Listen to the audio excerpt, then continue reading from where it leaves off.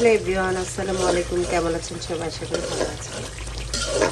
এই যে দেখতেছিলেন বাহিরে বৃষ্টি হচ্ছে, অনেক সুন্দর বৃষ্টি। এই বৃষ্টিতে হাঁসের মাংস রাখতে রান্না ভালো লাগে বলেন, কারণ হাঁসের মাংস হচ্ছে গরম।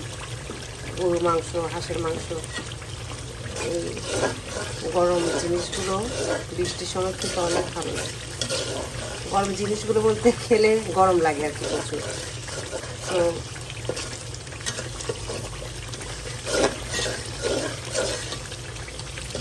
সব কিছুরই রান্নাবান্নার আসল ওষুধ হলো মশলা কষানো।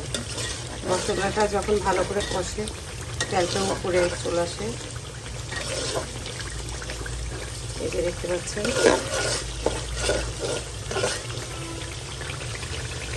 মশলা ভালো করে কষা হয়ে গেছে। এদিকে আমি হাঁসের মাংস পরিষ্কার করে ধুয়ে রেখে দিয়েছি।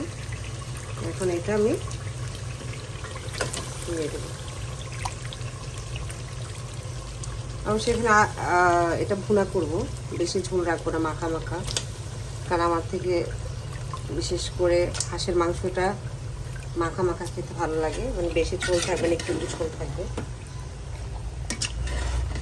খেতে ভালো লাগে। দেখছেন যখন ভালো করে মশলাটা কষানো হবে তখন মাংসটা একদম কালারফুল হয়ে যাবে, রেড কালার হয়ে যাবে। কোনো কালার দিতে হবে না, কিছু দিতে হবে না। মশলার যে কালারটা সেটা সম্পূর্ণভাবে ফুটে উঠবে। এটা তো মাত্র কষাচ্ছি, যখন কষানো হয়ে যাবে তখন এটার আসল এটা দেখা যাবে, অনেক সুন্দর ফুটে উঠবে।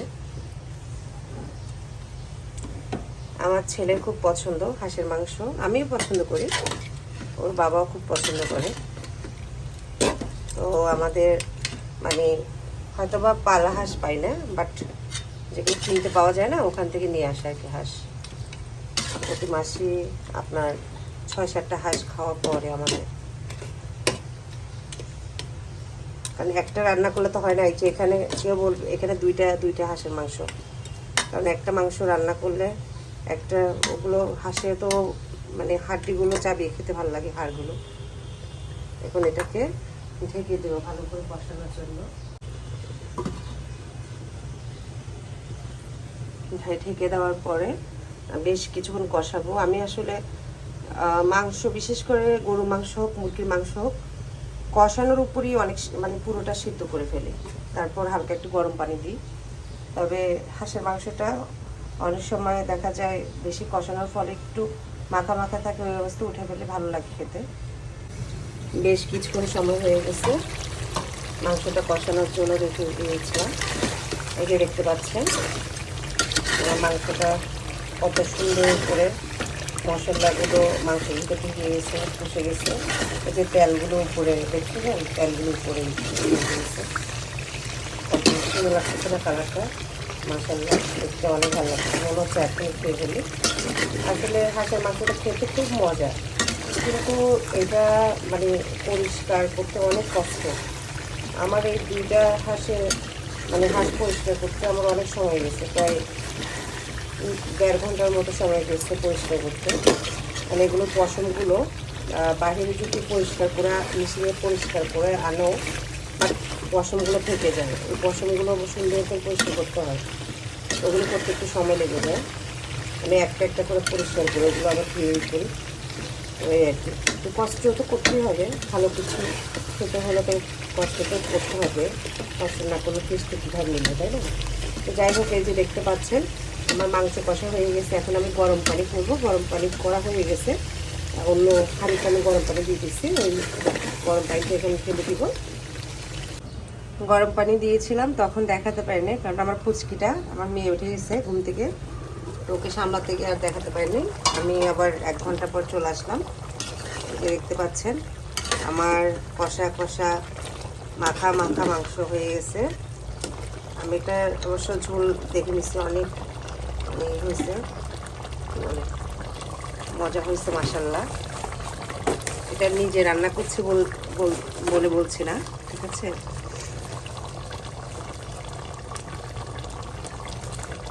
আর সাথে সাথে আসতেছি বিদায় মনে করি না যে সময় মানে খুবই কম সময় হয়েছে তা না, 1.5 ঘন্টার মতো গেছে। এই যে দেখতেছেন, এখন জিরা দিয়ে দিচ্ছি, উপর দিয়ে জিরা ছিটাই নিচ্ছি। এটা জিরার গুঁড়ি না দিয়ে যদি মানে যেই জিরাটা আছে না ওইটা যদি তেলে যদি ওইটাতে ওইটা আরও গ্রানটা আরও ভালো লাগে। যাই হোক, রেডিমেড যে গুঁড়াটা জিরার গুঁড়া ওইটা ছিটাই দিলাম। এখন ওটাই তারপর পরিবেশন করব। ভালো থাকবেন সবাই, সুস্থ থাকবেন। আসসালামু আলাইকুম। এখন আমি একটা রুটি দিয়ে খাবো। এই যে দেখতে পাচ্ছেন কত সুন্দরভাবে সিদ্ধ হয়েছে, মাংস একদম নরম লুচলুচে ফুলে আসছে। মাশাআল্লাহ, অনেক মজা হয়েছে। আমার ছেলে ঘুমাচ্ছে, যেহেতু সকাল আর ওর স্কুল বন্ধ, সেই জন্য একটু ঘুমাচ্ছে। ও উঠে খাবে। আমি সকাল সকাল রান্না করে ফেলছি। মাশাআল্লাহ, খুব মজা হয়েছে, একদম নরম। আমি অবশ্য হাঁসের পা, তারপর পাক, এগুলো খুব পছন্দ করি।